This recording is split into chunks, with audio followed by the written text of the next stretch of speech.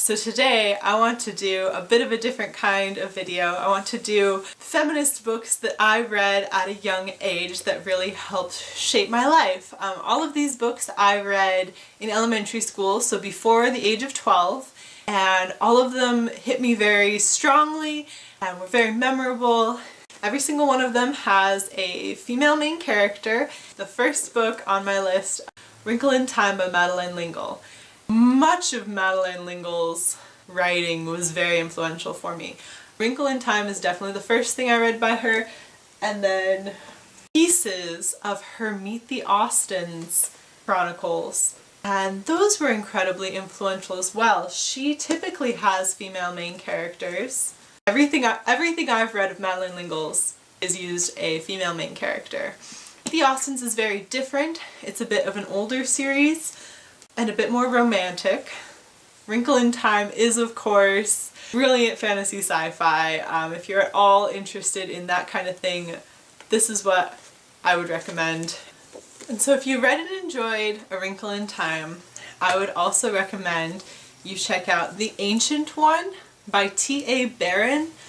I only learned very recently that this is part of a series. I read The Ancient One probably 7 or 8 times. I absolutely love it. Takes place in Oregon, involves time travel, lots of action and adventure, and I just absolutely adored this one. Definitely, if you enjoyed Wrinkle in Time, I would recommend The Ancient One. The next one is going to be probably also kind of obvious, fitting with the theme. It's Diana Wynne Wright's Howl's Moving Castle.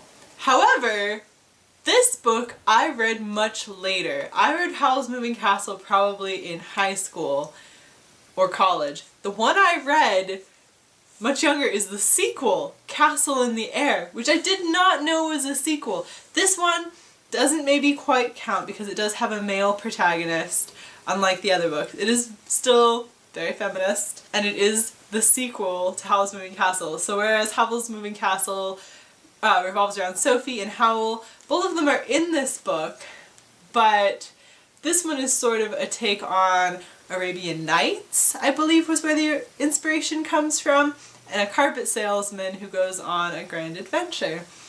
Obviously, if you have not read Howl's Moving Castle, if you've seen the Ghibli movie, that's very good, but the book is so much better. The book has a massive twist to it that you did not see coming if you've only seen the movie. Also, Sophie in the book is one of the greatest characters of all time. She spends half the time complaining, half the time inadvertently kicking ass. She's actually one of the most powerful wizards and doesn't even realize it. Powerful wizards are scared of Sophie, and it is an absolutely fantastic read. The next one I've read so many times throughout my life. This is not the cover that I grew up with. I don't know what happened to my original copy. I do not like this cover as much as the other one. I'll see if I can put a clip of the other cover up if I can figure that out. But it's The Perilous Gard by Elizabeth Marie Pope. This book is fantastic. This book I highly recommend to anyone even remotely interested in fantasy. This one follows Kate, and what's brilliant about it is it involves fairies and the English countryside and castles and all that great stuff. And when I was young, I read this as a very fantastical story, like fairies were real, all these things were real. As you grow older, there's so much of it that is just regular people. The fairies, the older I get, the more times I reread this, the more I see that this is just a group of people. But some of their rituals, there's a thing called the wait during part of it that when I was older I recognized as a panic attack. And it's just absolutely brilliant. This book, The Perilous Gard, should be read by everyone. This was definitely one of the more formative stories, a very strong main character. If you like the damsel being the one to rescue the so-called hero, that's this kind of a book. It's very much about strength of will, and strength of intelligence overcoming kind of the easy path or the obvious path. The next book is by Ben Mickaelsen, and it's called Stranded. And this was one, all of the other books have kind of been within the fantasy genre. This book is not. This is actually the book that I recommend when someone says that they want to read something about someone with a disability. Kobe, the main character, has lost her leg. And that isn't ignored. It is a constant part of the book. It is why her parents are very smothering. It's why people worry about her. It's something that you constantly, as she's doing activities, what she's doing with the leg or how it's bothering her, the ghost leg she calls it, and then also her prosthetic, how that's bothering her, is a constant thing in this. This is an absolutely brilliant read. However, the disability is not the plot, which is why I always recommend this one. You can kind of see from the cover. I should be holding these covers closer. They're whales. So the plot has to do with her love of being out on the ocean and her relationship with these whales. So I highly recommend this one. Two other books that I can't seem to find my copies of that I read in elementary school that were very influential for me were both by Sharon Creech. This is Walk Two Moons and Bloomability. Completely different stories, but both very much coming-of-age stories. Young girls coming into their own, both discovering and establishing their identity.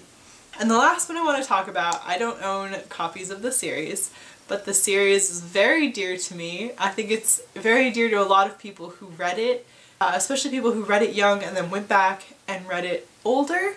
And that is K.A. Applegate's Animorphs. I always saw myself as Rachel, wanted to be Rachel, and if you've read the series, Rachel is the warrior. At all times, Rachel is the warrior. When other characters are something else, when they are being very human, when they are being very kind, when they're the leader, whatever other roles they fall into, Rachel is the warrior, and she is the one person who very much does thrive in this war that they find themselves in. And I always found it so fascinating. Each of the character perspectives is so fascinating. Cassie is an amazing character, very compassionate, but I always identified with Rachel. I liked the strength. I liked the idea that the female character could be the muscle and that she doesn't have to carry the weight of being the woman in this plot, that there is then Cassie to be another side, and that their friendship is very strong, and that their friendship with Jake and Marco and Tobias and Axe and everyone else is very strong, that it's a very well done series, and it deals very realistically with trauma and with PTSD and with the realities of war. And because of the way the series is, very short books, never in my life did it take me more than an hour to read a single Animorphs book. Because of the way it's done, I accidentally read the ending before reading a lot of the build-up to it, and so someday I would like to go back and reread the series, but I think because I was very young when I was reading it, and because of getting to the ending too soon, it's a hard one to go back to because it was such a good series, and it is devastating what happens in the end. Those are some books that I really enjoyed when I was much younger that I felt like really helped set the bar very high for books that I read in the future. I recommend every single one of these. Let me know some books that you read when you were younger that were very feminist and very formative to your life. Be sure to give this video a like and subscribe, and thanks for watching. Bye!